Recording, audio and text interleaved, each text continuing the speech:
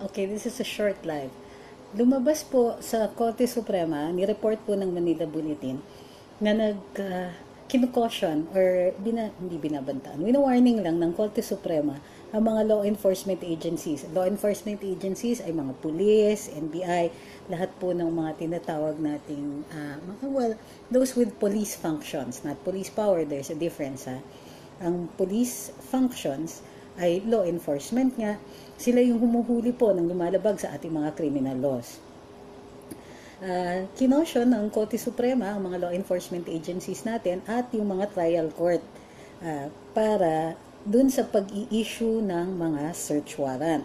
Kasi kung mali yung pagka-issue ng search warrant, maliwanag po kasi yung mga requirements na nakasulat sa ating saligang batas, kailangan merong mga tinatawag tayong mga probing questions bago po ng isang mahistrado, ng isang huwes, bago mag-issue po ng isang search warrant. Bakit?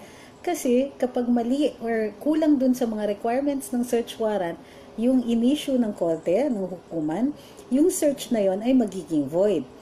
May lumabas na desisyon ng Korte Suprema na inulit nila ito at sinabi nila kahit mga illegal na items, kunwari may void na warrant, in-issue yung hukuman, tapos nag-conduct ng search yung ating mga pulis, pagkatapos may nakuha ng mga droga, hindi nila ngayon makakasuhan yung taong nahulihan na may droga subject ng void na search warrant na yon. Ulitin po natin kung void yung warrant, void yung search. Kahit droga pa yung nahanap natin dun sa search na yon, illegal po yung search, therefore hindi makakasuhan ng violation ng Dangerous Drugs Act yung nahulihan ng droga kung illegal po yung search warrant. Bakit po? Kasi pinoprotektaan ng ating hukuman ang mga karapatan natin, among them, the right to be protected from unreasonable searches and seizures. Nasa Bill of Rights po natin yan. Bakit importante at bakit dinidiscuss ko sa inyo ngayon na ang dami-dami natin pwedeng i-discuss? Kasi nasa highlight na naman po ang ating mga police, in particular the Philippine National Police, dahil meron tayong mga issues with them right now. Halimbawa, unang-una, yung immediate announcement ng PNP na case closed na po ang bombing sa Cathedral sa Jolo, ay inaangalan po ng konti ng dating governor ng Sulu na si Sakultan. Doon po sa Sulu, kung matatandaan natin ang bombing doon sa Cathedral. At parang right after po kasi na sumurrender di umano ng mga suspect dito ay nag-declare na sila ng case closed. Parang hindi pa po natin nakikita yung dahilan kung bakit sumusurrender ang mga ito. At pangalawa, kung ano yung nature ng kanilang confession. Of course, hindi naman required ang pulis na ilantad nila o ilabas nila sa atin sa publiko. Pero may right tayo, may karapatan tayong tanungin kung bakit ang bilis naman na case closed itong sa Cathedral. Ang pagkaintindi din po natin ay merong operations that were being conducted at the time ng ating military na di umano'y humahabol ng mga suspect, pero yes, thank you. Sorry. Na di umano'y humahabol sa ibang mga suspect, tapos bigla na lang ang narinig natin ay merong mga sumurrender na mga suspect. So, kailangan natin pusisiin or usisain na bakit ang bilis-bilis ng pagka-proclaim natin na case closed na itong kaso ng mga bombings, samantalang meron tayong tinatawag na public interest dito. Mataas po ang public interest natin na malaman yung motibo ng pasabog ng katedral at kung sino yung tunay na may sala dito. So, naha-highlight po yung competence ng ilang mga police officers natin sa pag-carry out ng kanilang mga functions bilang mga alagad ng batas. So dito, sa desisyon ng Korte Suprema, sinasabihan ng ating pinakamataas na hukuman na pwede ba hinay-hinay sa pag-enforce ng inyong warrant kung alam ninyo na hindi kumpleto yung mga elemento na isinumite ninyo dun sa hukuman. Pinagalitan din yung hukuman na nag-issue ng search warrant. Pero ang nakikita natin dito ay yung epekto nito. Kung void yung warrant ninyo, void din yung search ninyo. Although, Hindi isusoli yung droga. Yung mga kontrabando, hindi yan isusoli. So, kung may nahanap ng mga illegal firearms o mga droga, hindi naman yan isusoli dun sa pinag-searchan nila. Pero hindi nila pwedeng kasuhan ng illegal possession of firearms or ng possession ng droga dahil void nga yung pagka-search dun sa premises o dun sa bahay nung taong sana'y may sala dito. So, ano pa? Of course, ang glaring dito ay yung kaso ni Red Santillan. Tatanong tayo ngayon sa competence ng ating mga police operatives sa Region 4 at saka sa Cainta Police dun sa pag-conduct nila ng operations dito kay Red Santillan.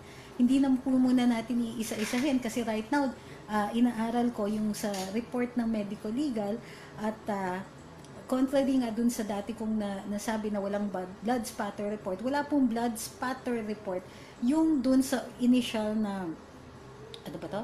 Sa initial PowerPoint ng PNP, they don't mention any blood spatter. Ang nag-mention ng blood spatter ay yung medical legal ng PNP at hindi nila nilagay hindi nila pinost. For some reason, ang dami-dami nilang detalyeng nilagay, ang dami-dami nilang pictures na nilagay, pero hindi nila pinost any pictures of the findings on blood spatter. Sinasabi lang nila, base daw dun sa alleged blood spatter ay si Red Santillan ay nabaril from behind, although tumama, ang theory nila tumama dun sa backrest ng upuan, dun sa headrest ng upuan yung bala bago siya natamaan sa right side ng panga niya at lumilingon siya. Kaya, site sila ng site ng blood spatter, pero kung matatandaan po natin, ang isang senador, if I'm not mistaken, yung complete records ay hiningi po ni Senator Ping Lacson at ni Senator Gringo Honasan. So, yun, naha-highlight ngayon yung mga competence ng ating mga pulis. Hindi natin sinasabi na lahat ng mga pulis natin ay incompetent. Hindi po ganun yon. Pero, kailangan kine-question natin yung ilang mga operations nila dahil public interest ay involved dito. Halimbawa, yung pamilya itong sa kay Red Santillan, the police did not even know who was riding in the car, pero ganun katindi yung operations na kinonduct nila. Base lang dun sa suspicion nila na yung vehicle na yun ay involved the highway boys. Nakakaloka yung conclusion nila. So, dito, nakikita rin natin ilan ng mga decisions na lumalabas sa ating pinakamataas na hukuman. Halimbawa, yung mga ganito, yung mga ilang cases involving yung Tokhang operations, yung mga, at ito, yung mga illegal searches na naglalabas ng naglabas ang Korte Suprema ng warning, kumbaga, paano kayo magkakaso ng illegal possession of drugs or firearms kung ang search warrant ninyo ay may problema to begin with? Baliwala. So kung totoo man na may in possession of drugs or firearms itong nasasakdal dito, ang pangalan ay Maderaso. Doon sa kaso na ito na nilabas very recently ng ating Korte Suprema, kung itong si Maderaso ay tunay ngang may hawak na droga at mga illegal na barel, hindi pa rin siya makakasuhan dito. At isa po rin kasing nire-raise dito sa ating mga pulis, lalong-lalo na sa mga conduct ng searches or dun sa mga buy-bust operations o ganito, mga operations katulad ng nangyari dito kay Red Santillan at saka itong mga case closed announcements ng mga PNP, kung nagiging questionable yung kanilang competence to do this at yung kanilang competence to carry out yung pinaka-basic nila na duty at basic duty ng PNP natin, ang kumuha ng search warrants, ang mag-conduct ng operations na naaayon sa batas para hindi na sila kailangan mag-explain pa. Naha-highlight ito at dahan-dahang nakikita natin ang Korte Suprema ina-address nila ang kalabisan ng ating mga pulis. Ulitin ko hindi sinasabi ng ating Korte Suprema na may kalabisan lahat ng mga pulis natin or may incompetent lahat ng mga pulis natin. Ang sinasabi ng Korte lang dito, very simple. Void ang search warrant mo, void ang magiging arrest as a result of that, at void lahat ng mga subsequent cases na bunga ng illegal na search warrant na ito, na illegal na search na ito. Sabi ni Okay.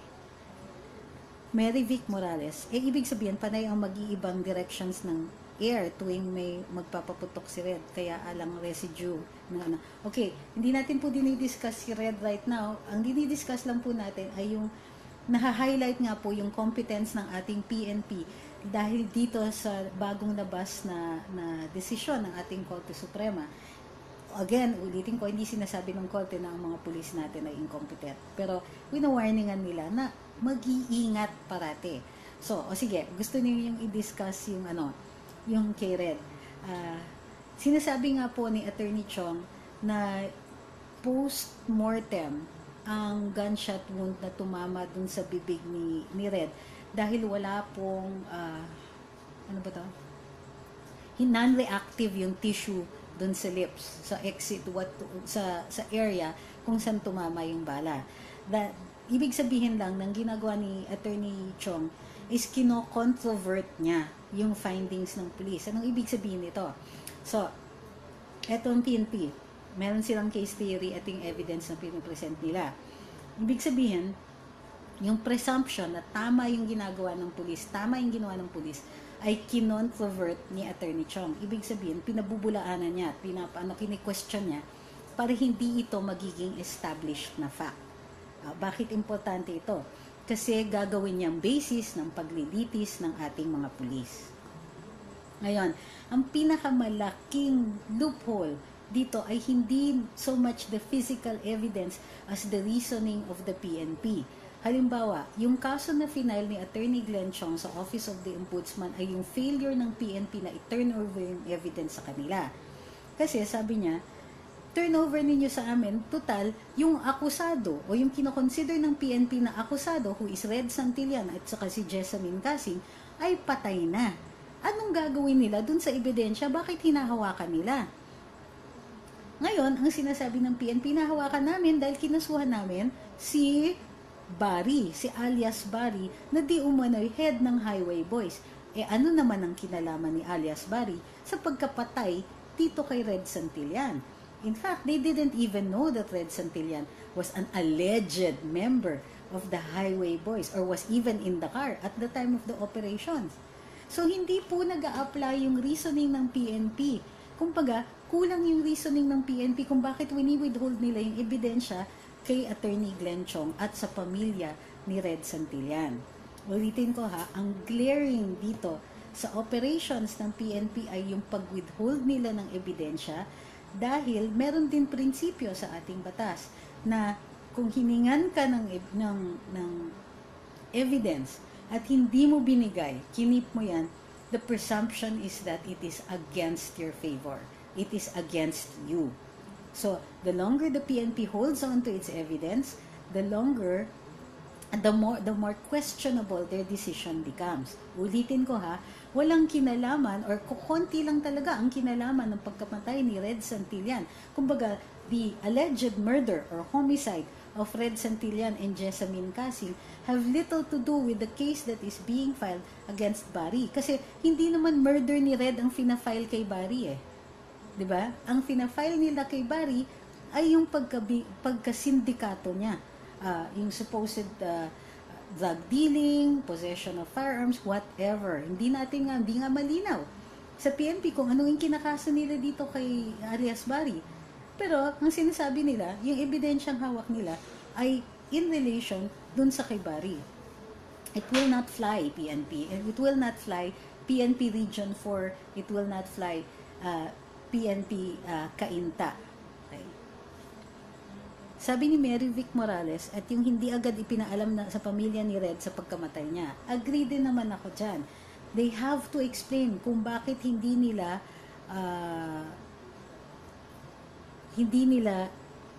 right away kinontact yung pamilya dahil necessary po yung consent ng pamilya prior dun sa autopsy.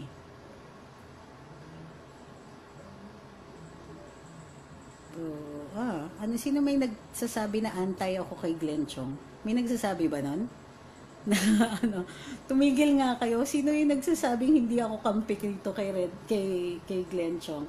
Tumigil nga kayo. Dami ninyong hanash.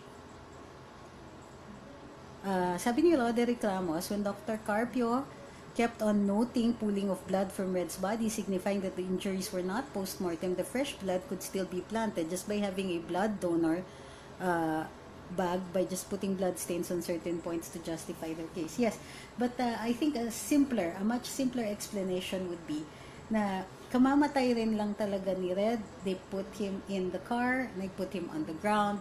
Meron talagang magpupuling pa rin yan, ano pa rin ng blood. Kasi it will take a while before mag-deteriorate yan. If you will note, sinabi ng medical legal ng PNP na the deterioration really began after the 8-hour period nila. So, yun yung natin, yun yung pwede natin questionin din. So, yung pooling of blood indicates that doon nag-bleed. Kumbaga, the body was there and meron ng bullet holes sa katawan niya, which is why nagkaroon ng pooling of blood doon. But without a blood spatter, alam natin na hindi siya doon binaril.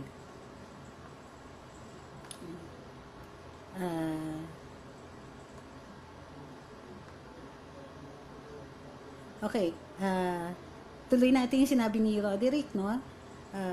When Dr. Copier kept on noting the pooling of blood from Red's body, signifying that they were not post-mortem flesh blood. Unfortunately, the police can't use this bag to replicate blood spattering due to combined hemodynamics, correct, and ballistics processes happening simultaneously. Tama po siya. So the police could only use this blood from the donor bag just by putting blood stains on certain points to justify their case. Oo, which might call also for a blood analysis of the stains left there. Sabi ni Pax Mundi, bakit nag-autopsy agad ang PNP na walang pahintulot sa pamilya ni Red Santillan? Pwede ba yun? Hindi. Which allows the family of Red Santillan to contest the findings of the PNP. Sabi ni Tessa Rem, gaano ba kahirap gawin ng mga kapulisan ng tama ang gagawin nilang pag-search at pagsampa ng kaso sa mga alleged salot ng lipunan? Kung ganyan laging questionable ang hakbang nila, paano na makukulit, makukulong ang mga salot niyata naman. Agree. Kaya nga, from the start, di ba, nung nag-umpisa itong mga EJK kuno na sinasabi ng kabila, nanawagan tayo dito sa pahina na to, na PNP, ayusin ninyo yung trabaho ninyo dahil ang laki ng burden at of responsibility ninyo. We have to get rid of the drug lords, we have to get rid of the drug dealers, we have to make sure na hindi tayo basta-basta mag-e-enforce ng batas na hindi tama, hindi natin sinusundan yung rules. Kasi, kung hindi ninyo sundan yung rules, mapapakawala lang yung mga suspects. O, itong mga, ang bibilis ninyo sa mga nanlaban ko, no? O nanlalaban. Kung masyadong mabilis kayo bumunot ng barel at the slightest sign of quote-unquote nanlaban, then, sino yung nagsasuffer dito? Sino yung naaakusahan ng EJ case? Hindi ba ang Pangulo natin? Sino ang kinasuhan sa International Criminal Court? Di ba yung Pangulo natin? Because of the actions of the PNP. It is time for us to call for discipline dun sa ating mga pulis at huwag silang ganito. You know why? Because they're good cops. They're good cops out there who want to do the right thing, na napipilitan silang makisama because shortcuts are so easy for them. Katulad ng ibang mga kaso na milagro talaga makikita ninyo, isang witness lang pero lahat ng aspeto ng kaso, andun yung witness na yun, nakakaloka. Hindi po ganun ang police work. Yung meron kayong bubugbugin para mag-witness para sa inyo, tapos lahat alam ng witness na yun. Pansinin nyo, halimbawa, yung kaso nung mga nung sa Paranaque, yung supposedly, yung sa anak ni Freddie Webb, yung Hubert Webb case. That was sloppy police work. Kasi nag-rely sila on a single witness, na yung witness na yon once na-impeach, wala na yung mga, wala na yung kaso against all of the accused. That's sloppy and lazy police work. Yan, yung mga, yung i-coach ninyo yung mga witnesses, gagawa kayo ng physical evidence o papakialaman ninyo yung physical evidence. Even assuming na tama kayo and you are doing this to get the right guy and you are morally certain that you have the right guy, when you bend the rules, you ruin your case.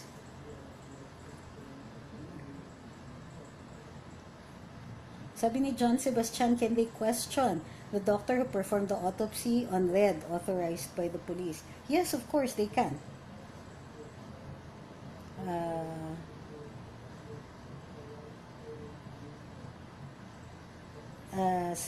ba to? Yung iba kasi mga sagot to other questions. Sabi ni Francis Quaresma, how can you believe a 1-hour autopsy made by the PNP versus the 9-hour autopsy from the Office of the PAO, who stands more on his findings? It should be the PAO, and the PNP should inhibit, should be the PAO, and the PNP should inhibit kasi sila nga ang prime suspect, sila ang iniimbestigahan, sila din nag-investigate. It should be independent. Agree. Not only that, yung pag-turnover ng bangkay or ng katawan, yung pag-turnover ng katawan ni Red Santillan to the morgue instead of to the family is also questionable. Okay, yung mga nag-aano dyan nagpa-parallel autopsy on my comments section, it's very, very distracting. Why don't you put up your own, post it on your own page and tag me on it so that I can see what you're saying. Kasi nadidistract yung mga tao dito Sabi ni Tess Rem, salamat sa pagbasa sa comment at pagkagot. Sabi ni Rublix, gawa-gawa lang nila yung Barry na yun, baka si Barry Manilow yun. The question right now is kung bakit ang PNP hanggang ngayon wala pa rin picture nitong si Barry. Sabi Pax Mundi, wala bang fingerprint yung mga baril na alleged dun sa mga kamay ni Red Santillan? Ang Jessamine, kung sila ba talaga may hawak na baril. Alam mo, madali mag-plant ng fingerprints, lalong-lalo na bangkay na kamamatay lang. Didikit mo lang yung fingers dun sa Pagka matagal ng patay, hindi na po pwede kasi may atrophy na dun sa fingers. So medyo kukulubot yun at makikita na rin dun sa fingerprints na parang kumbaga umurong yung skin. Sabi ni JB Montejo, kailan kaya abot sa Korea ang kaso ni Red? Alam nyo, parati ko pinapagalitan yung mga taong nag-aapura ng pag-file ng kaso. Kasi kung hindi maganda yung pagkalag ng ebidensya, kulang ng ebidensya, mag-file kayo dahil you're bloodthirsty because you want to see some people in jail. Those people will walk free if you don't have a good case, kung hindi tama yung pag-iimbestiga mo. So, please, wag natin apurahin yung pag-file ng mga kaso. Let the lawyers decide when they are good and ready. Kasi a bad filing of a case may result in double jeopardy or in jeopardy. At hindi po natin, ang mangyayari dyan is we will have our suspect or our accused walking free. Again, ulitin ko. Ang right to a speedy trial is the right of the accused, not the right of bloodthirsty public who wants to see people in jail. Bloodthirsty public who want to see people in jail. Hindi po ganun yun. Okay? Gusto natin ang speedy disposition of a case. That's fine. Of course, we want to see bad guys put in jail. But they're not going to go to jail for a long time if we have a case that's badly filed. Sabi ni Maria Angela Cahanding, and this is a good observation, mag-conduct po dapat ng autopsy on video recording SOC investigator ng PNP. Let's see if 1 hour is really enough. Correct. Abroad, ang conduct ng autopsy is always recorded. Kailangan may video recording at saka kini-question pag pause yung video recording na yan. Sabi ni Annie, napaka-imposible naman matakas pa si Barry sa dami nila. Yeah. Totoo yun. Isipin mo, minimum of 18 operatives ang tumabaho dito kay Red Santillan, nakatakas pa. Yung mga nagre-reklamo dun sa audio ko, please lang, wala akong magagawa right now about it. Sorry. Sabi ni Rublix, may kulong bubas Karanza. It depends kung visit siya dito. Okay, sige, tapusin na natin itong live na to kasi nire-reklamo niya na yung audio ko. We will go live again later on kasi maghahanda na rin ako for the next program. And alam niyo naman ako pag nireklamo niya yung audio ko, tatapusin ko kagad yung live. So, one last question. Will the court honor the PAO autopsy versus the PNP autopsy? Ito nga yung sinasabi ko sa inyo. Controverted na po. Ang ginagawa ni Atty. Glenn Chong is kung ano yung sinabi ng PNP, he will put it presenting to issue, meaning hindi mapapresent yung ng PNP yan as a fact. Dahil meron silang alternate findings, kailangan ngayon patunayan or the PNP has to be able to stand by its findings and provide additional evidence as to why the defense evidence is not going to work. Yun lang po. Maraming salamat dun sa pagsubaybay ninyo at sa pagkikilik dito sa live. Dun po sa hindi pa nag-like and share, paki-like and share po at sa paki-follow ang Luminous by Trixie Cruz sa Angeles and Ahmed Panglinawan. Maraming salamat po.